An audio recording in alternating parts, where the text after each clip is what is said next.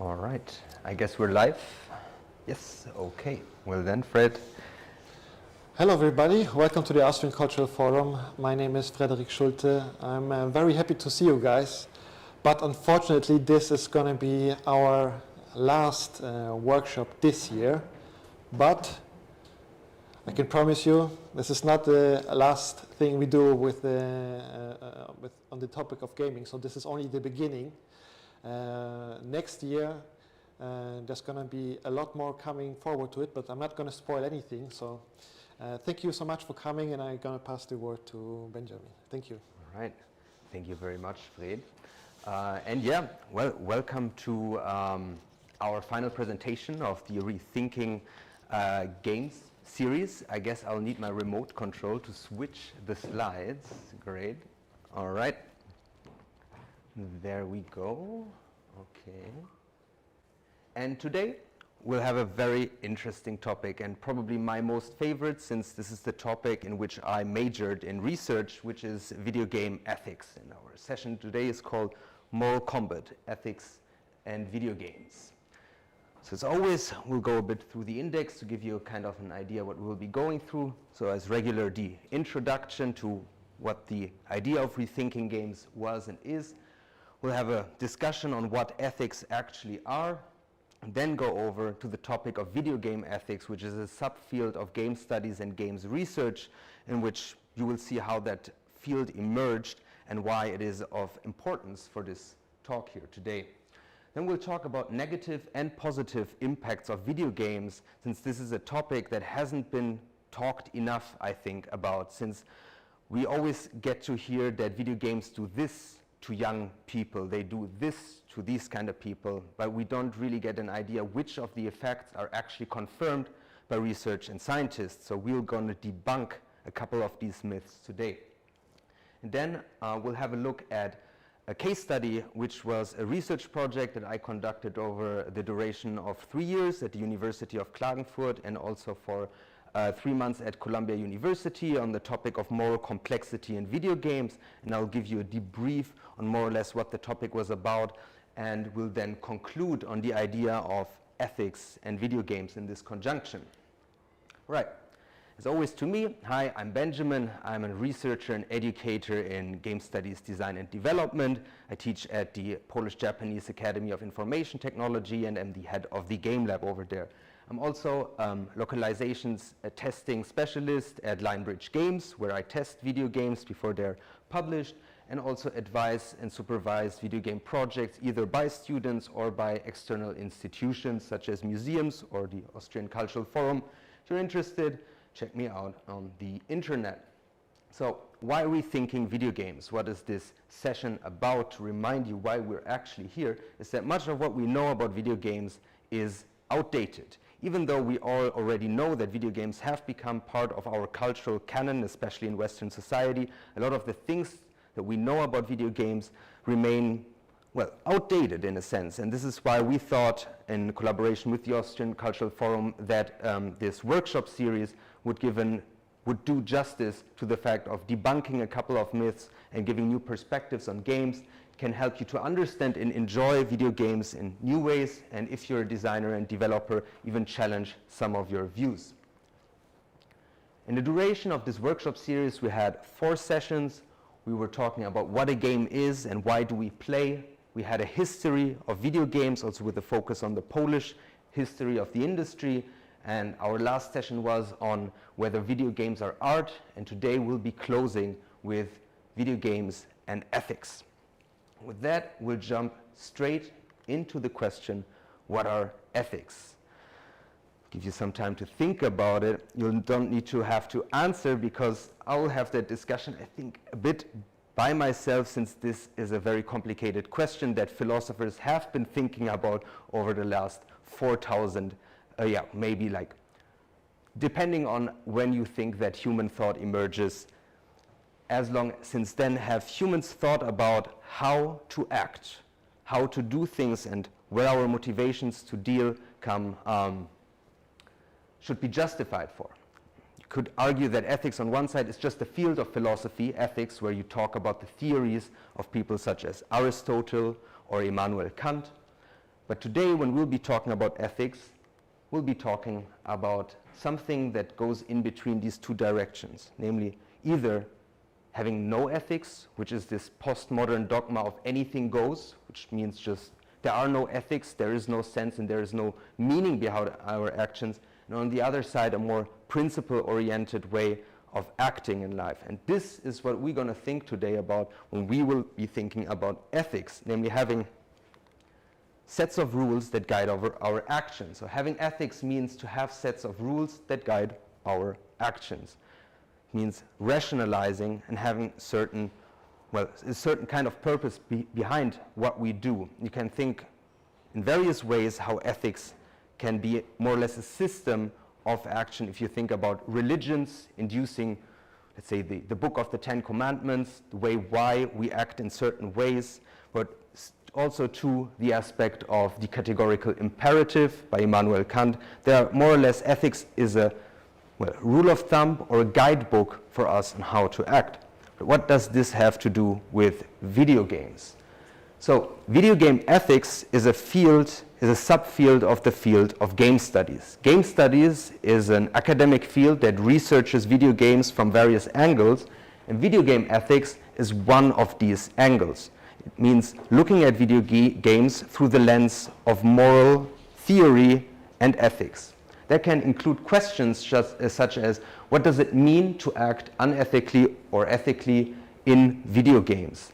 Does it mean anything if I shoot anyone in a video game? Does this have actual implications for my own behavior? Or what does it mean if I act rightfully in a game and rationalize my action? Does it mean anything at all if I do this in a virtual space where I have no consequences for my actual actions? Other questions could be, does our behavior in games have tangible impact on ourselves? Which means that if I act in a certain way in a video game, do I become that person that I'm impersonating in the video game? Very hotly debated topic that we will be looking at, especially when we will be talking today about violence and video games. Should games be designed and developed ethically? In our last session on video games and art, we also talked about microtransactions and dark patterns in video games. Is this still kind of ethics, or does it breach any ethics of development to have addictive and financially detrimental design strategies in your games? And other questions involved. Do players or developers have responsibilities when either playing or developing? Should I think twice before I buy a game by Activision Blizzard before playing? Or as a developer, should I more or less, if I work at Activision Blizzard, think twice before I implement certain design strategies into my game? The video game ethics reader by José Zagal is one of the greatest work to that topic, so if you're interested generally in that, I'd highly recommend it. It's a collection of essays on the topic. There are newer books out there, but it's a fairly good read. But video game ethics had to start somewhere, because as most academic fields, especially in the humanities, thought is always a reaction to a social circumstance. And video game ethics was also a response to a certain public discourse on violence in video games. Does anyone know the game Death Race? Can anyone guess what the game is about? It's a game about game from the movie.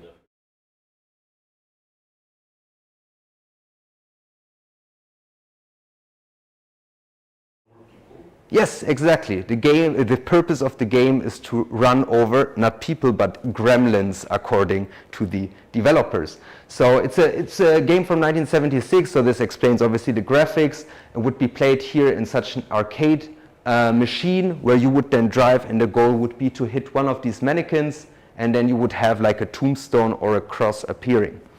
That looks quite funny today, but back then in the 70s, it unleashed one of the first moral panics according to video games. Because before that, most games would not include violence due to the abstraction. If you think of games like Pong, you don't really have like a bigger narrative. Here you have an emergent narrative that involves death. And this was already a lot for people to take back then. And now we'll take a look at a news report from that time, at least some of it, where they did a reportage on the game in the arcade station. Sorry for the overlays here, but there's unfortunately no other archived version. Even better than movies and television for getting into the act is your local pinball parlor. It provides an endless variety of methods for a little synthetic killing.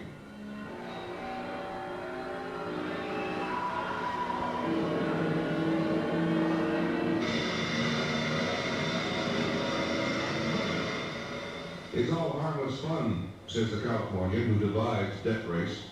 In Los Angeles, Paul Jacobs. Death Race really is fantasy, and nothing more than that. And we don't try to depict anything that really happens in real life. Well, first of all, just a new twist into the game. We took the cabinet, painted it black, and tried to project skeletons or gremlins running across the graveyard.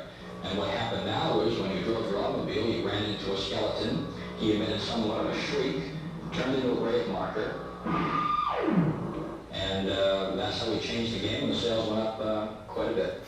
It's not a Volkswagen, it's not a Christmas tree. It's a human being.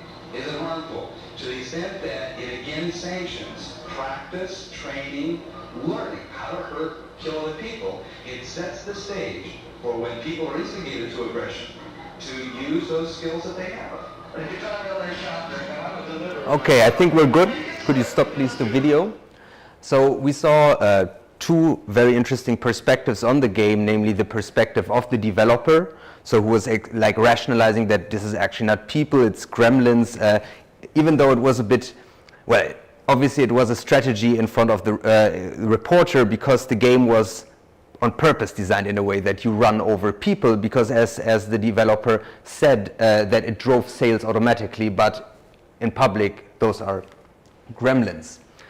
Then we had another perspective by, wasn't clearly said who that person was, but according to the turtleneck and the glasses looked quite like an academic or intellectual, saying that clearly there are implications. This is like practice for killing.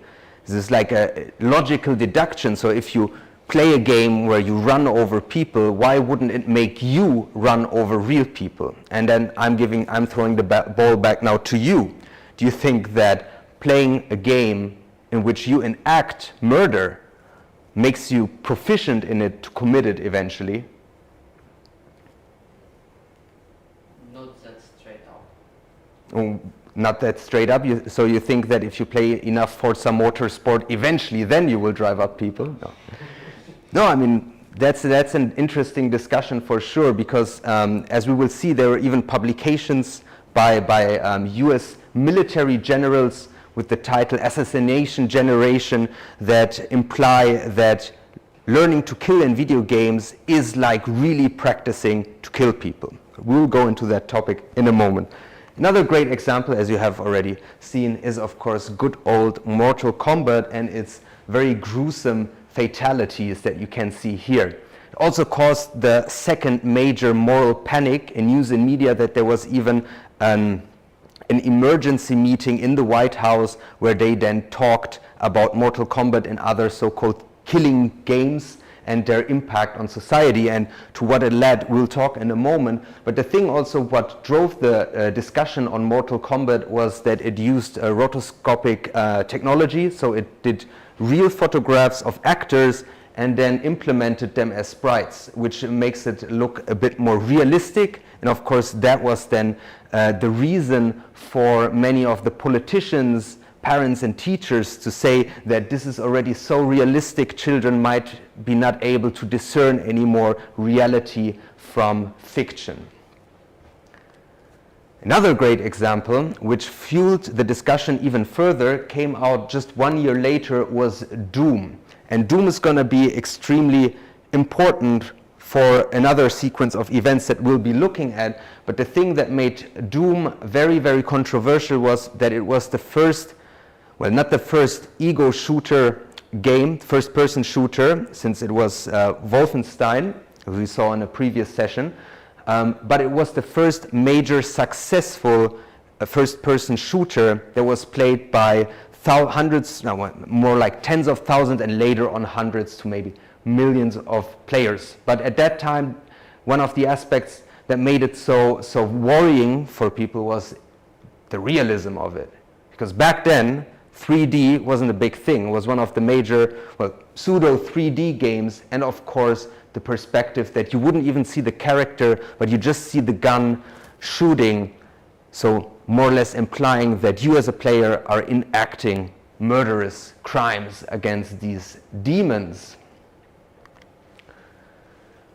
And of course, the media picked up on it, and as we will see, politics will start to pick up on the topic even further, because until then, until Doom, even though politics got slowly involved, or politicians, it is only after a certain event that we'll be looking at after this video that politicians will get on large scale involved in the discussion. So I'd like to show that video for, I think, roughly 2 minutes. Mark likes to make them.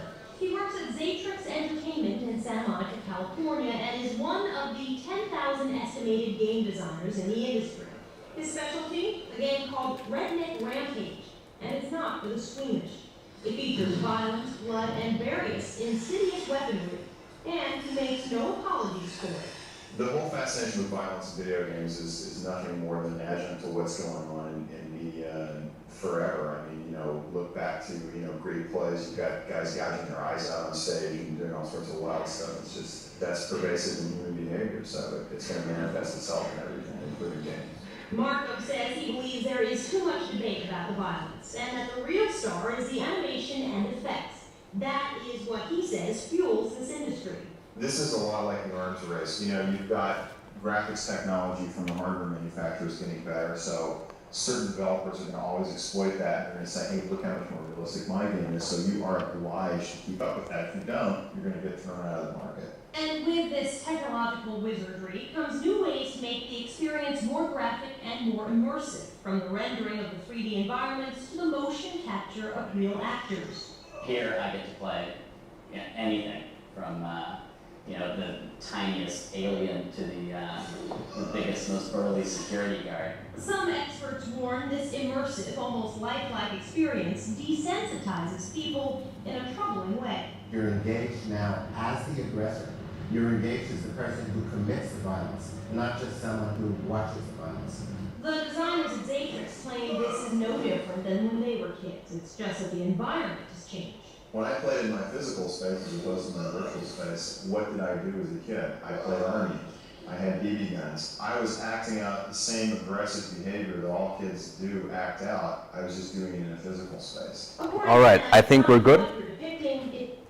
Great, thanks. It's also a great document on that topic, since we're entering the late 90s, where shooters and first-person shooters become more popular, and also the technological circumstances make it possible for more game developers to produce these kind of games, since they involved a lot of processing power.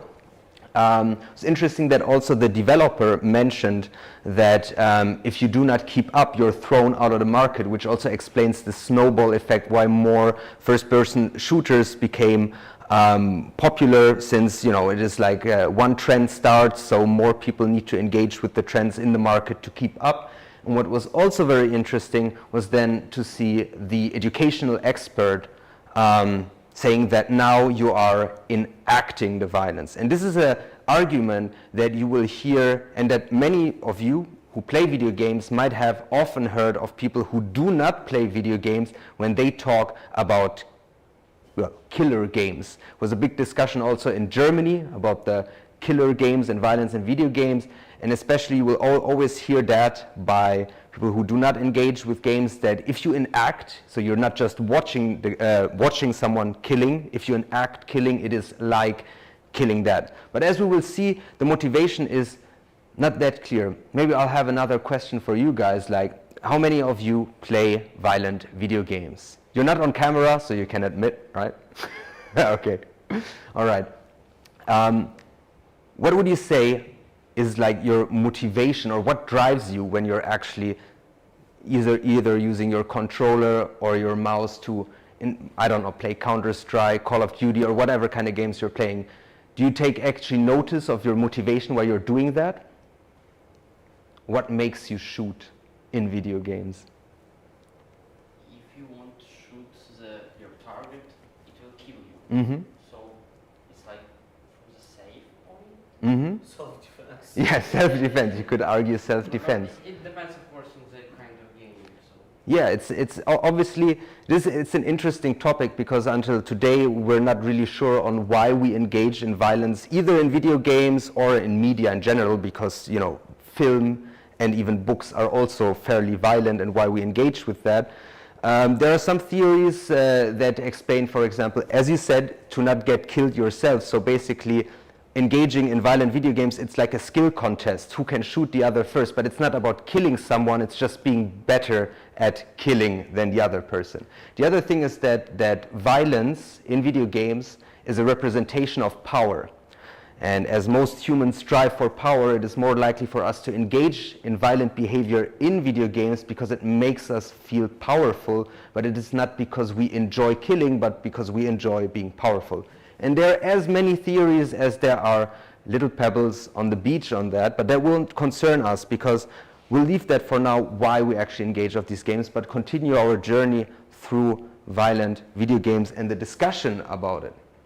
So, what you see here is it's a picture of a very dark day in the United States and something that will trigger a lot of similar events. And this is a video footage of the Columbine school shooting massacre in 1999 in the US. This was an event where around 15 students and teachers lost their lives, including the school shooters, and almost 30 people got wounded critically by gun violence. Why this concerns us here today is because this event didn't just trigger other school shooters to take this as a motivation to do the same, but it also it fueled the discussion on violent video games even further, because one of the shooters was playing Doom, and was not just playing Doom, but he was also creating mods for Doom, which means that he was himself a programmer and was using the game Doom as a blueprint to create other maps and so on. And this, of course, gave the media a lot to kind of digest and say that, you see, they found that game, he created violent video games, it must made him do this. Well, today, of course, we know that playing violent video games won't turn you into a school shooter, but back then, when there wasn't a lot of research on video games, this was a topic that, did a big havoc on the games industry and also video games as a cultural medium itself. It has a lot to do with these three political stakeholders from the US: the American Psychological Association, the National Rifle Association, and the Republican Party in the USA. So what do these three stakeholders have in common? The National Rifle Association has no interest in having stricter gun laws. Does anyone think here that what has probably led to that was the fact that these two high school students just had too easy access to guns? This is maybe the reason why a lot of these shootings in the US happen, because young people have too easy access to guns. Maybe, I'd say probably, but who's definitely not interested in having stricter laws on guns is the National Rifle Association, which is very powerful in the US. And they have strong ties to the Republican Party in the US. And back then, when that happened, it was the Democrats leading basically in the US, and the Republicans probably thought this event and the discussion on violent video games is a great topic to polarize voters. And they did a big campaign on that, and they collaborated more or less with the National Rifle Association, and still do, because every time there is a school shooting, of course the response is not, no, we need to have tighter gun laws, but using video games or violent video games as a perpetrator. However, these two stakeholders wouldn't have been as successful in fueling this discourse on violent video games if there wasn't a scientific approval of what they were doing. And if any one of you is in research, I can assure you something that researchers always need is not more knowledge, but definitely more money, because research is extremely expensive. So the American Psychological Association hence started to receive immense funding from the Republican Party and other stakeholders to conduct research that would try to prove that violent video games create more or less school shooters. It's a sad day, it was a sad moment for the games industry and video games as a cultural medium, but it was something that would dominate the discussion on video games for at least 10 years. Nowadays we don't hear that much about it, but it's still present, as you can, for example, see here that back then President Trump cites video games as a driver behind US mass shootings. So this rhetoric and narrative is still being used. Anyhow, back again to the attention to the American Psychological Association, which is like a major stakeholder in the US for approving psychological science and setting standards for research. And every one of you who has a degree knows probably the APA citing method. It's also from them. So they started to do research on the following topics. Violent behavior, so does playing violent video games make people more violent? Does playing violent video games make people more aggressive? Does violent video games desensitize players against violence? Do games make people more antisocial? And especially in connection with this book, Assassination Generation, which is like the Bible of, killer games, since this was also written by a former lieutenant of the US Army. It's also like a thing, so you're basically practicing killing. And the other thing is that video games cause addiction. Now, question to you. Do you think that any of these things are true? And if yes, which one would be true, which one is false? Any guess? Addiction, maybe. Maybe. For someone. Okay. I mean, I will reveal it in a moment, but okay, addiction. Aggression. Maybe aggression, yes. Okay. All right, I will lift the curtain. Sorry for your addiction, but it turns out that all of these are obviously not to be proven. Addiction is a bit more complicated because addiction is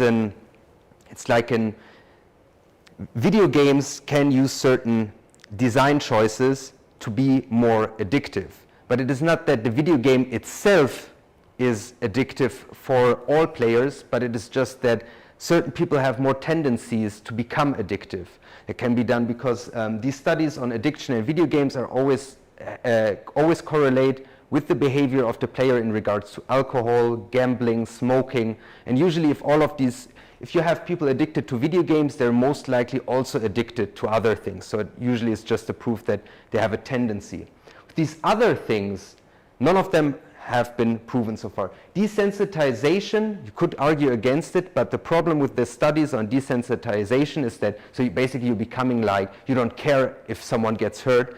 This only works against video games, which means that if you play more violent video games won't shock you anymore. But that doesn't mean that violence in real time will not shock you. The other thing, violent behavior and aggression, I have a nice graph where I will explain why that also is not proven and was disproven by multiple studies. And yeah, practicing killing was also more or less, this wasn't even based on scientific data, but just the opinion of Lieutenant Colonel Dave Grossman. So what did the APA actually do? And this is something, since I did also research on ethics in video games and moral encounters, and also with mixed methods, or quantitative and qualitative studies, what the APA did was something that is considered bad research. They got a lot of money and no one checked their research until recently. This was their success. But studies in the last 5 years have shown and disproven almost all of the studies and surveys they conducted. And what they did was to find people and let them, for example, to test whether video games make people aggressive.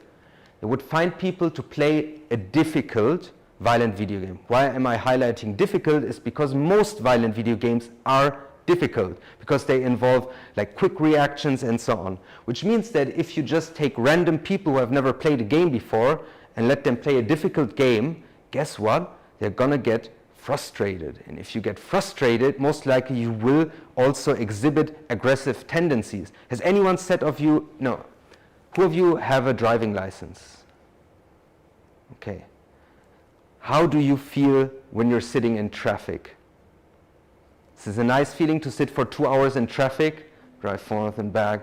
You might even get aggressive. I get very choleric when that happens to me. I'm starting to shout and yell in the car, but I do not become a school shooter, and that's the very point, because the thing is that you could prove technically with almost everything that people get aggressive if you expose them to frustrating experiences. So what they did is, after letting them play that video game, these the participants of the survey, they would fill out a questionnaire. How do you feel? Would you consider doing that? There was even a ridiculous question in one survey: would you put extra spicy sauce into the sandwich of your colleague without letting him know? What a scientific question, but yeah, this was real research. And so on. So obviously, if you play a very frustrating game and you're asked immediately to fill out a questionnaire, you will also answer frustrated. You will answer with an aggressive tendency. And even beyond that, just because you feel aggressive and you're filling out a questionnaire in an aggressive manner does not mean that you're really aggressive, that you would go on street and beat someone up or shoot even someone.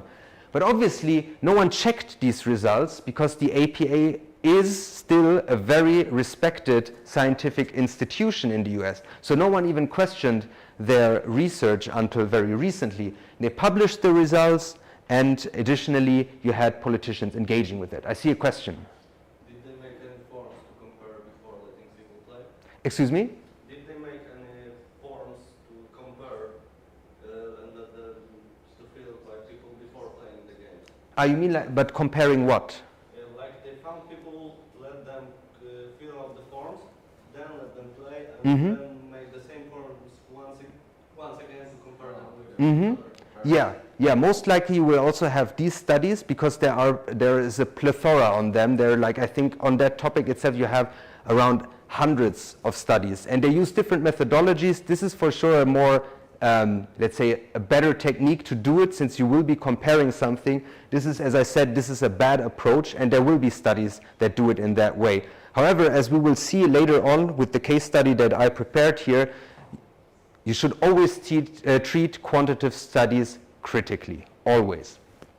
Okay, so we talk now about potential negative implications and effects, and also debunked a lot of them, but we seldomly talk actually about, maybe today more than back then, today maybe the question is also accurate to ask, are there any positive effects of video games? And that is again my question to you guys. Do you think that there are any positive effects?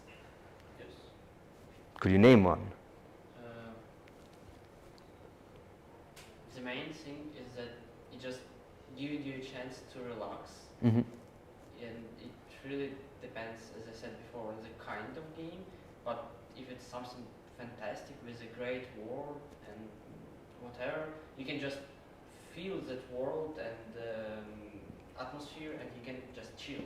Mm-hmm. And yeah, basically most of people playing games because of these positive effects. Mm-hmm. So there can be like an aspect of relaxation or just making you feel better. Any other effects that you can, maybe even long-term effects? Yeah, you can put out your anger. Mm-hmm. So you can play video game, violent video mm-hmm. games, exactly, and you know, you can just blow some steam off. Yeah. Mm-hmm. Any other? Learning through video games? Yes, obviously. Definitely learning, since learning in video games themselves are always a learning experience, because you need to learn the mechanics, you need to learn how the environment works. So it is itself already a learning experience, and this is why games are always very good to learn new things. So to come to the actual effects that could be also proven, but take it with a pinch of salt, I will get to that in a moment, well, that they can actually fight depression. This is a thing, it was majorly discussed in this book, Reality is Broken, by McGonigal, who did also a study later on. I will show you also a book where there are more studies on that, but this is something that I can tell you myself a personal story of. I think, depression is not an unusual thing nowadays. that you will have times where you just don't feel as good as you want to.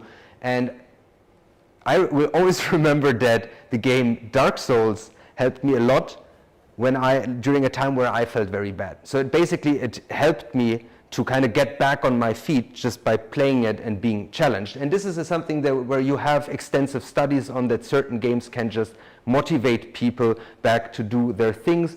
Even in here, there is an example in the book of gamification. So let's say if you feel depressed, you can create certain little games like, getting up, rewarding yourself for that to kind of like get back on track. It can inspire interest into thematized topics. There's been a study on archaeology students, and it turned out that 60% of all archaeology students in the years, I think the study was like in the mid-2000s, it turned out that 60% of all archaeology students either started studying archaeology because they watched movies on archaeology or because they played games that represented historical epochs like Age of Empires. So even that can inspire your interest, or even learning language. I learned a lot of English through video games. They can teach empathy towards minorities. There's been a major study in the US in which you would impersonate a black person during the time of, I think it was shortly after they abolished slavery in the US, but black people weren't integrated already in society. So you would have a VR experience where you play as such a person, and they actually measured that people would emphasize after that experience more. How long-lasting that is, this isn't included in the study because this is the biggest problem with studies. We can measure their immediate effects, but making long-term effects studies is something also extremely expensive in research. They increase pattern recognition and reaction. So this is something, this is the most immediate thing. If you play violent video games, you actually become more sensitive towards pattern reaction because you need to scan your environment. And there has been a study that people who play more shooter games are better at parking your car. So that's, for example, a thing. Also because the spatial recognition aspect of it, you need to realize the environment. So if you have to park backwards, you also need to kind of like see your environment very well. And a recent study even showed that can potentially contribute, tread a bit careful here, can potentially contribute to brain vitality, like with sicknesses such as Alzheimer, but that just needs a bit of logical deduction. Video games stimulate our brains. So if you stop stimulating your brain, then it's more likely for your brain to catch any diseases. It is more likely for you to get Alzheimer if you watch TV for, 20 years instead of playing video games for 20 years. But these studies are fairly fresh and treated with a pinch of salt. And again, additionally to that, in most of these cases, these are short effect studies. Long-term effect studies aren't that much out there because they're extremely expensive to conduct. So there are potential positive effects, but of course you must treat them critically. Which brings us back to the field of video game ethics, where I will now also start to speak a bit about my case study that I'll bring you in here.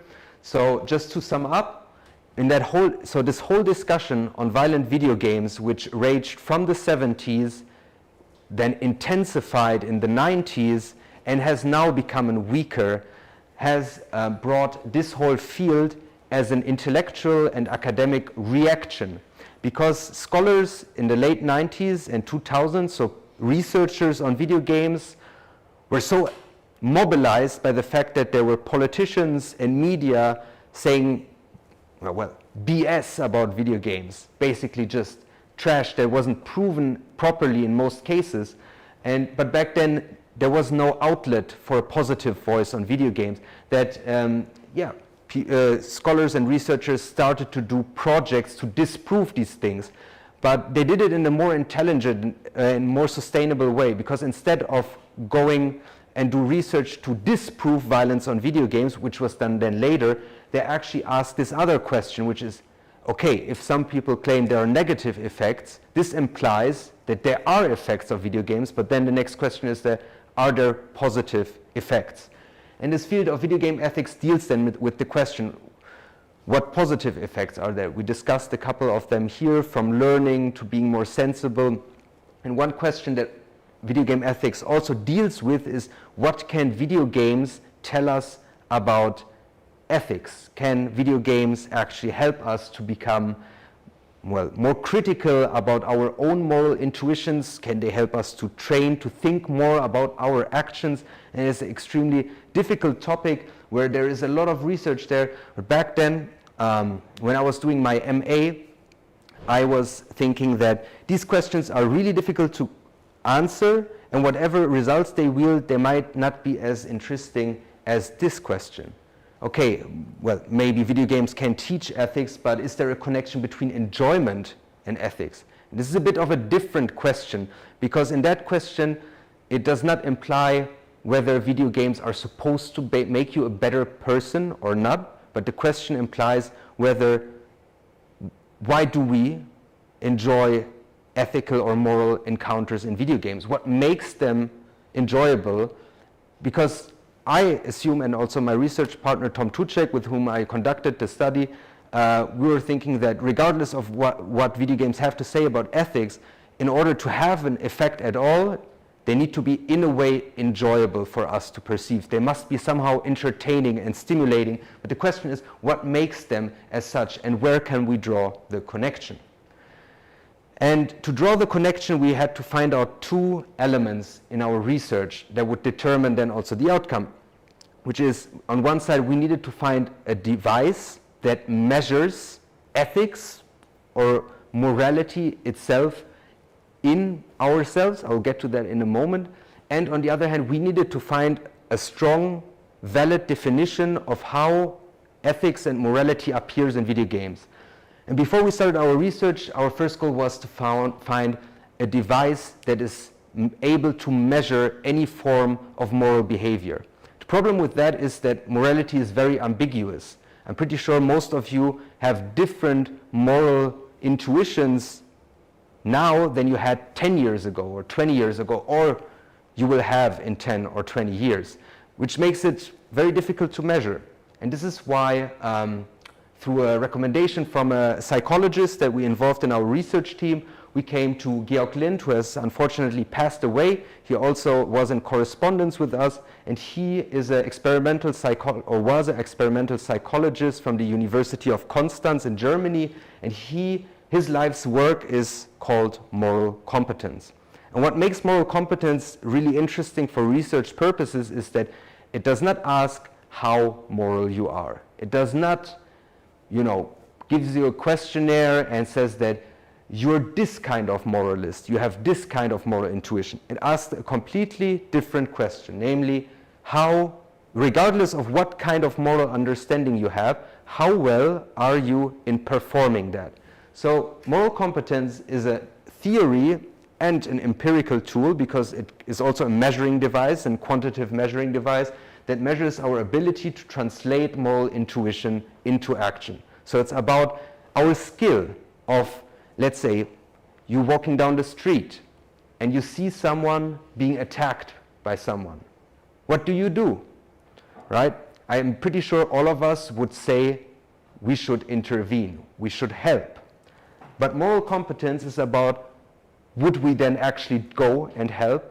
How skilled are we then in actually translating this impulse into action? Because I'm pretty sure most of us would not intervene because we would think maybe it's dangerous, maybe we'll get hurt, maybe it's not a good idea. And moral competence measures if we can stand up against these contradictory thoughts and just enact these moral principles. And as I said, this can be also measured with the moral competence test, which is a quantitative device that we also used in our survey that gives you a score. Okay, so we had our device, check. The next difficulty was to find a working definition for how moral encounters happen and materialize in video games. Because there are a lot of video games out there, and there are a lot of different ways of how morality and ethics can be implemented into the game's design, into its narrative. So every game does it a bit differently, and our task was to find more or less like a universal rule that would be observable in in the best case, most games. And after playing dozens of games and studying and documenting them, we actually came out with a principle that holds at least for most AAA games, so bigger blockbuster games, in their specific way how morality always appears in these video games. And we call this moral complexity. Moral complexity is a formalized representation of moral encounters in video games, which means it's a standardized way of presenting moral encounters for players, and players will always recognize that, oh, this is a moral encounter. And two great examples for that are actually BioShock and Spec Ops: The Line. I'll first stick to BioShock. BioShock has become very, let's say, infamous for a situation where you have these little sisters. It's basically a shooter game with horror influences, and there you encounter these little sisters that you can either rescue or like let just go be alive, while and the other thing is you can harvest them. You can harvest them, and what you receive from them is like it's an substance with which you can then skill your character to become more stronger. And this is a par excellence representation of a moral encounter. You have choice with which you either can omit violence or commit violence. It's this alternative that the game provides to you, and it signals to your brain automatically this is a moral choice, and it makes it interesting automatically. Because again, we're talking about what makes moral encounters enjoyable. Because in real life, trust me, moral encounters are not enjoyable at all. It is in video games that they are enjoyable because we do not suffer real-world consequences. Here we have an alternative, and we can decide as we please. The second aspect that more or less always appears is that moral complexity is the degree to which a game offers alternatives and commentary to violence and deceit. This means that a game can exhibit moral complexity either by offering a choice to violence and deceit, or you have no choice. Like very often in Spec Ops: The Line, you sometimes have choice, but these are fake choices. It's a shooter game based, it's an adaptation of Joseph Conrad's Heart of Darkness, or most of you probably know Apocalypse Now, so it's a video game adaptation of that, where you go deeper into, well, hell, and violence is all over the place, and more or less you accompany the main character through his journey into violence, where you come to the point, right? Do you feel like a hero yet? Like, does all this committing of violence that dehumanize you? But in this game, you don't have a lot of choice.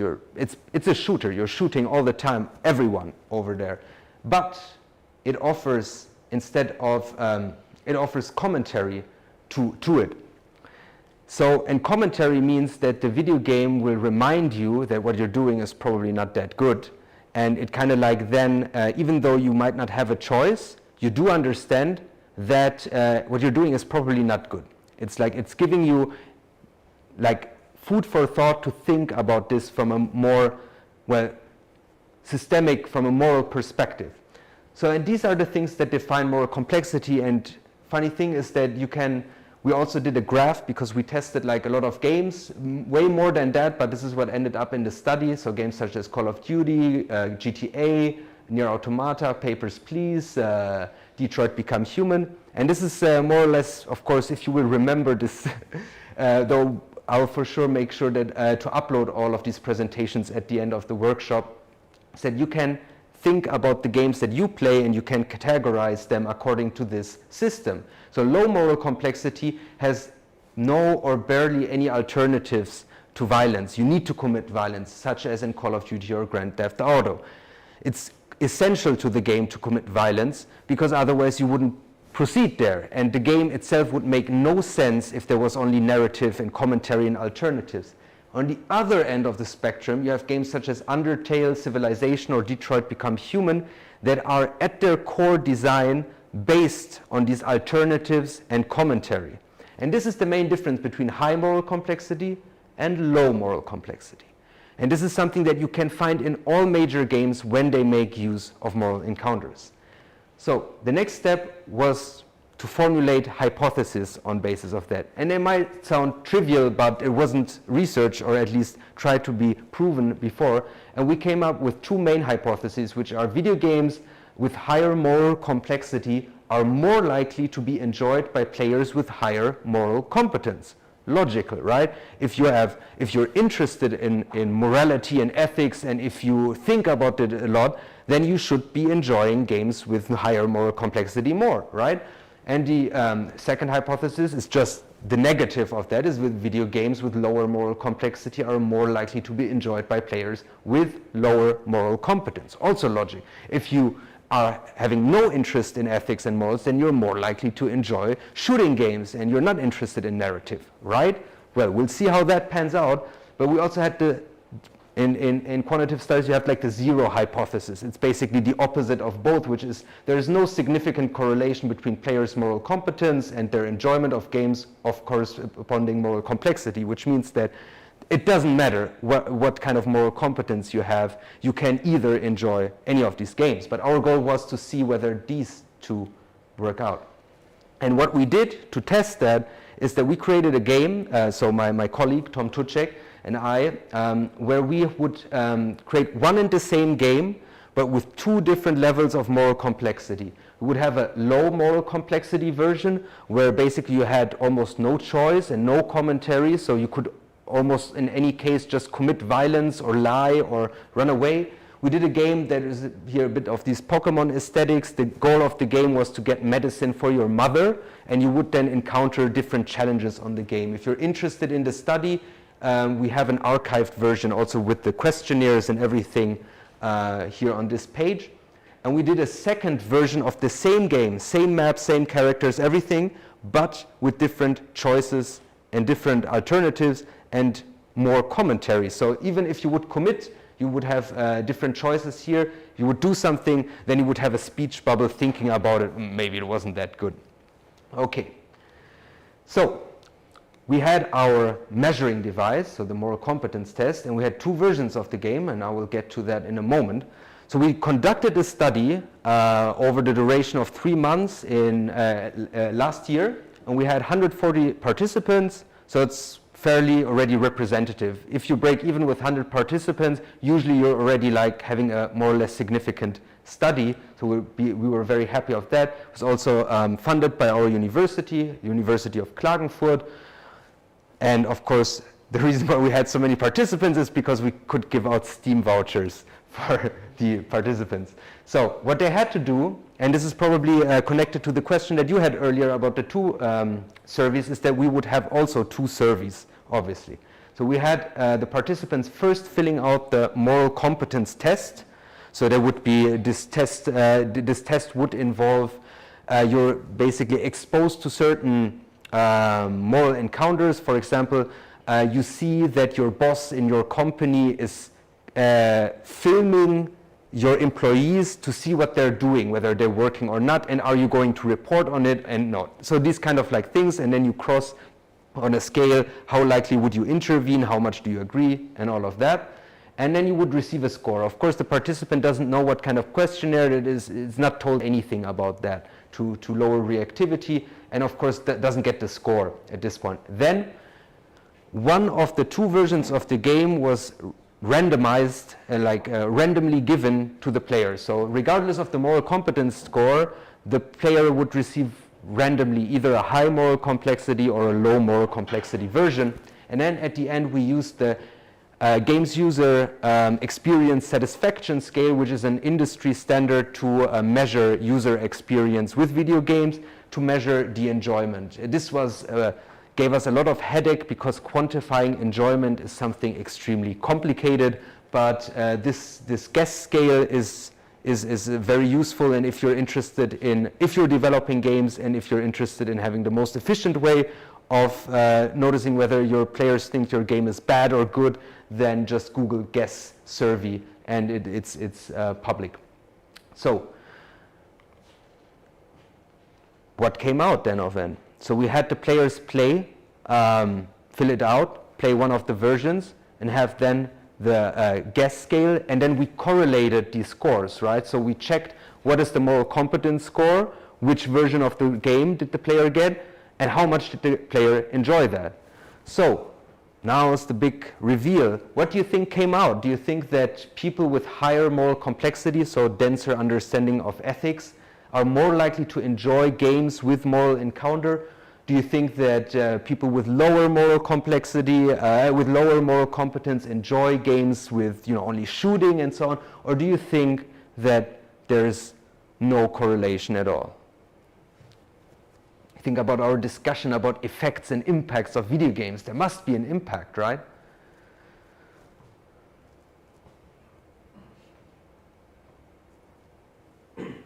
Well, what came out was there is no correlation.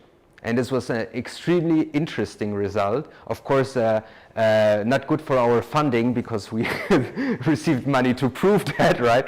But in terms of real science and real research, that is actually kind of like an even more interesting and curious result, because the whole field of video game ethics has more or less an understanding that, of course, games with moral encounters are better, right? They are more educational, they have bigger value, and of course, people who play these kind of games are more intelligent, more critical, and people with lower moral competence should, of course, play these games to also get higher moral competence. And well, the fact is that there is actually no correlation whether you have high moral competence, which means that you can be a professor in ethics and you can still enjoy shooting people in a video game as much as someone who has no moral competence at all could also enjoy a really complicated video game. So a really interesting study. We also published it in a few journals, which will be presented later in the bibliography. And this brings us to another question that was very dear to my. This research project lasted for about 3 years, almost 3 years, and brought myself into, this is of course just like the tip of the iceberg of this whole research project. But I went through different phases where I had the feeling that these studies should be done so that we can prove that video games can, change the world, make us better people, and so on. And this result, and also through being on conference, talking with different experts, kind of more and more gave me the understanding that actually it might be even dangerous to think like that. Because if you think that video games are supposed to change us, or should have an impact, should be used in schools and so on, that can lead to us discriminating different kinds of games, right? Because if we start to believe that games should be produced in that way, they should exhibit these certain traits, people should look like this, they should have this certain kind of dialogue functions, that would automatically result into the fact that we would discriminate towards games that do not use these kind of design choices. And this would be detrimental because suddenly these games would have become no funding, right? There would become no money, no recognition, and suddenly we would have a machinery of video games that are intended at educating us, but might be not as fun as they used to be. So before we will call it into our conclusion, however, and unfortunately I gave you already my opinion on that before I wanted to hear yours, but I'll kick it back to you. And do you think that video games should be used to change us? Do you think they should have an impact on us? I mean, my opinion is way more complicated than what I just expressed, but I'd be very interested to hear some opinions on that. Do you think that video games should be used as a tool for education or moral education? What do you think? Of course, definitely. Please go on. Non-educational, it's a perfect way to learn, study, whatever. Mm-hmm. You can even learn how to treat people in a video game. Mm-hmm. It can teach you, lead you even, and it's easier because you're interacting with it. So Mm-hmm. I think it would be good, perfect for me at least. Mm-hmm. Yeah, I absolutely also agree with that. Obviously, I touched at fringes where it's because I'm specialized in game-based learning, so I'm also talking with administrators and educators, and it's extremely difficult to use the games that would make sense in the classroom. Because people who are in the administration in schools and universities, they don't play video games. So the video games that they allow to have deployed in the classroom need to, they need to be like this and like that and like that. And this is something that where I say like it's not productive in a sense, in a way. But yeah, I absolutely agree that the power that video games have and the influence that they can wield is something that is of course used on one side. And I will get to that in a moment, but I just wanted to see if there may be some other opinions or objections, refutations. Video games could be used to change people, Mm-hmm. because if every video game will be just meant to change everybody, it could be strange. Mm-hmm. Because, like, when will you have a time to just chill if each time when you are playing video games you receive some influence on you to change? Mm-hmm. Okay. It could be sometimes hard to play only. Mm-hmm. So basically, like, it would be difficult to kind of like play a game just for pleasure, because you always have the feeling there's someone trying to teach you something. And yeah, this is also an interesting aspect for sure that should be taken into account. One thing that I also like to mention is that, of course, nowadays a lot of governments are getting involved in funding video games. This can have also political implications on the topics of games, which means that certain government wants to have a historical game on their own past, but they're only interested in having it represented in one specific way. So in a way, even education on history and culture could be influenced by that. But the last thing that I want to mention on that before we go to the conclusion was a discussion I had with Ian Bogost during my time at New York. Ian Bogost is like a pop star in game studies. He wrote a very influential book called Persuasive Games. It's a book I always recommend my students to read if they're doing their diploma on video games. It is a game. The core message of the book is that video games have the ability to make arguments about the real world. So that the design of a game is representative towards a certain philosophy or agenda or idea. So basically, game design is ideas made playable. Extremely interesting book. And I attended a conference talk of him, and the talk was about Persuasive Games, so about his book, 10 years later, column, What Did Games Actually Change? And it was an extremely interesting talk because he has been in games research for like 30 years, 20, 30 years, and he came to the result that even though everyone was preaching about the power of games, they actually didn't change that much, especially not in an educational segment, for the simple reason of, and everyone is talking about how video games can have an influence on us, but no one finds efficient ways of bringing these games into the classroom. Having the proper devices at school, having the proper, let's say, infrastructure and resources to have these games in educational context.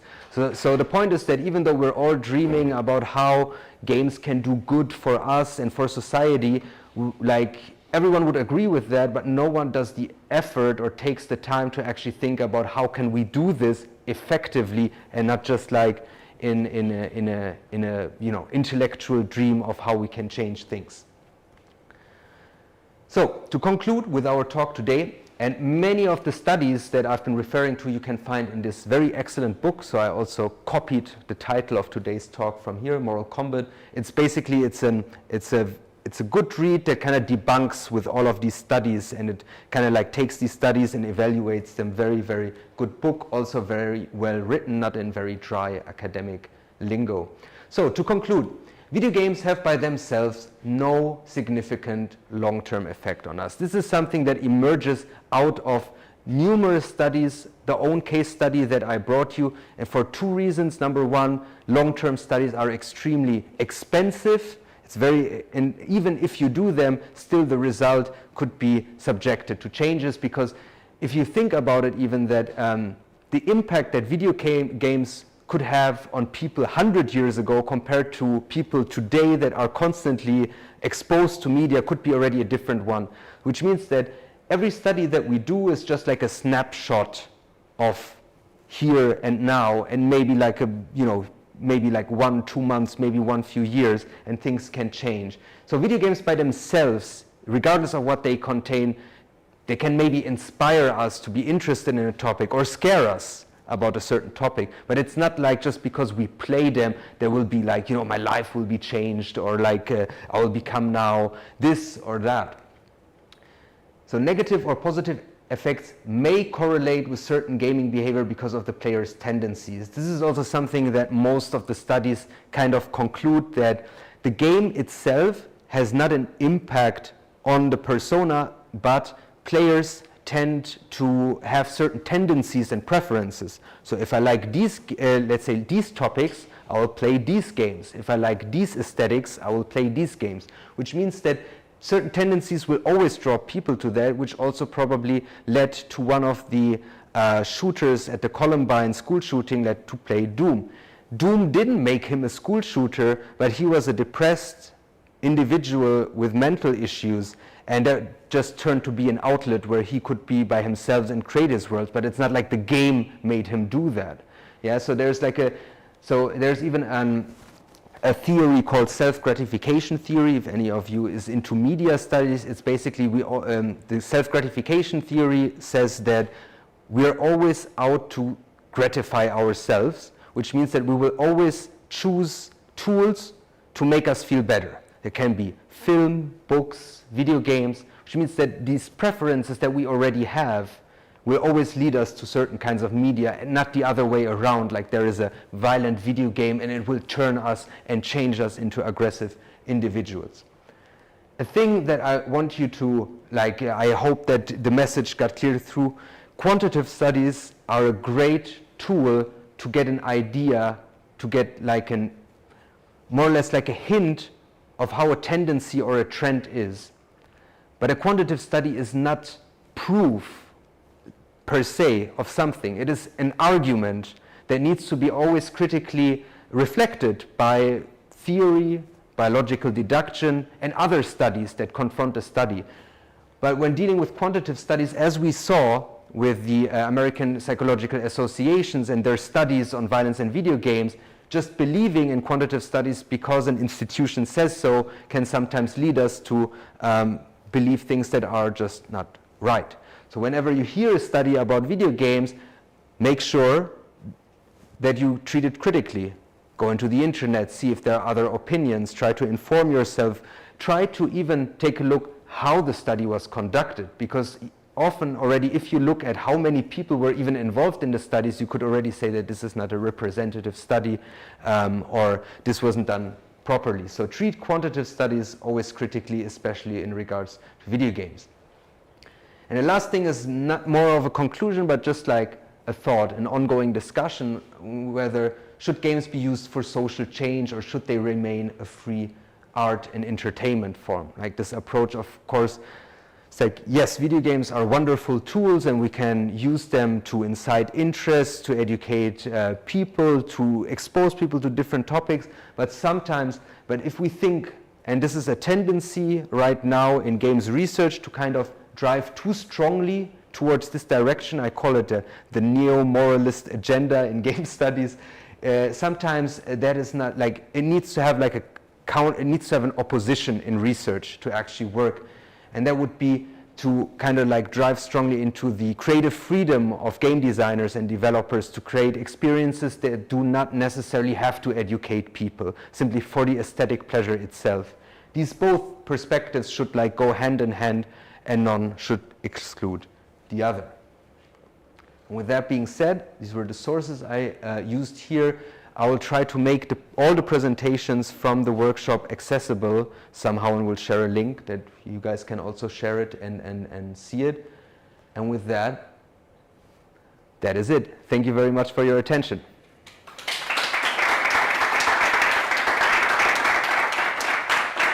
Okay, and I think we still have time for some questions, if there are any. Of course, anything. You can ask anything. You won't see me ever again after that. I have a question because I can't remember if you said it, the study done by the American Psychological Association. Which year was it done? So most of the studies in regards to that were, there are first studies conducted in the mid-90s that emerged after this Mortal Kombat moral panic. but they really spiked in the, after the Columbine shooting. So in early 2000s, you have most of the studies that are then done, and you can find all of them in that book. It contains even like an extra bibliography for all of the studies in there. May I ask why? I don't know, because like the way the study was conducted, like made me curious if it was done recently. Mm-hmm. This is like, I mean, the way we conduct studies these days should have progressed a long way. Mm-hmm. Yeah, and they did. Of course, the thing is that nothing improves, even in research, if there is not an opposition or someone who debunks these things. So thanks to like all of these video game ethics researcher and game studies researchers in the last 20 years, there was a lot of attention on the significance and the validity of these studies. Because before that, you wouldn't have researchers touch these studies simply because, you know, it's an respected research institutions. Why would they be wrong? It was only like through the ambition of these scholars that they actually took a look at them and conducted major meta studies on these studies, even sometimes redoing the studies and coming to completely different examples. But they're like we're talking about hundreds of studies. I know of at least 500 studies that are referenced in this book alone, and there must have been probably even more. Yes, please. Like you had a very interesting point, because you said that many governments are getting behind funding video games. And like the last few months, and I think even more so after the Ukraine war, there's this term going around, psyops.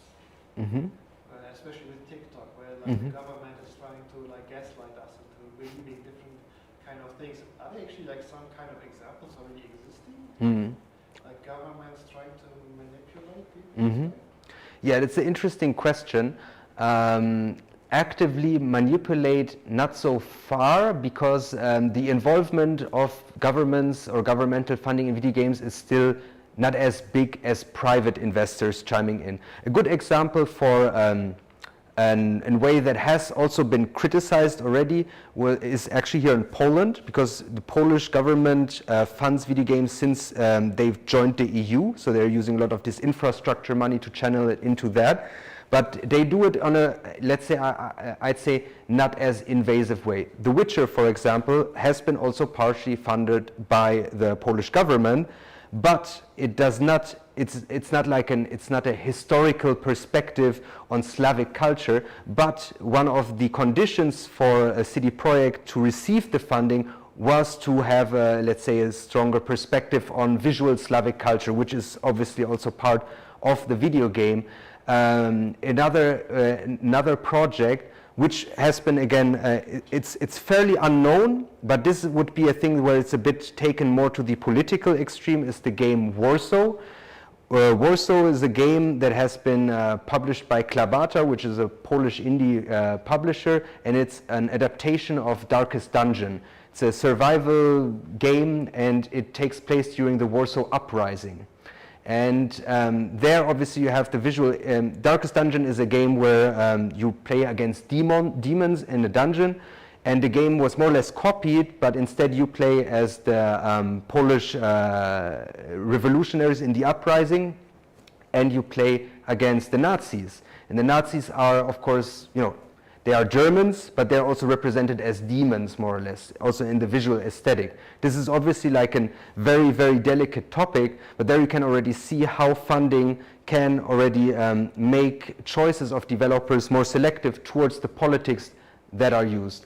Of course, there's nothing wrong in developing a game where you shoot Nazis, but the thing is that rehashing a narrative which is about, you know, reliving war and conflict with other countries is, of course, something that can influence players into kind of like having this, the awareness of a conflict in a more present way.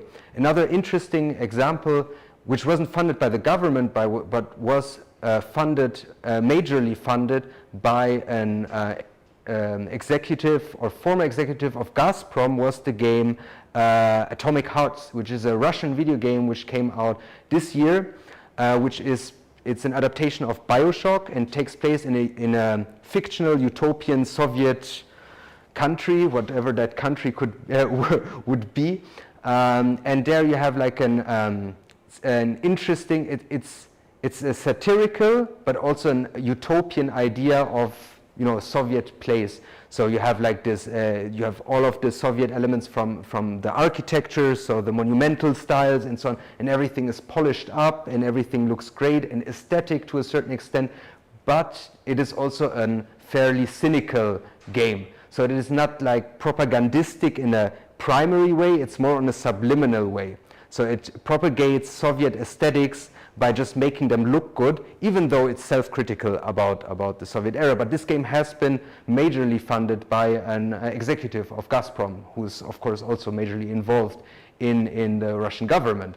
So this is a very interesting topic, and there are different stakeholders, but at this point, the influence of governments is still not that big that I would say it's, there is like a threat, visible threat, but this can of course change over the years as governments realize the potential of video games more and more to drive their ideologies and political agendas.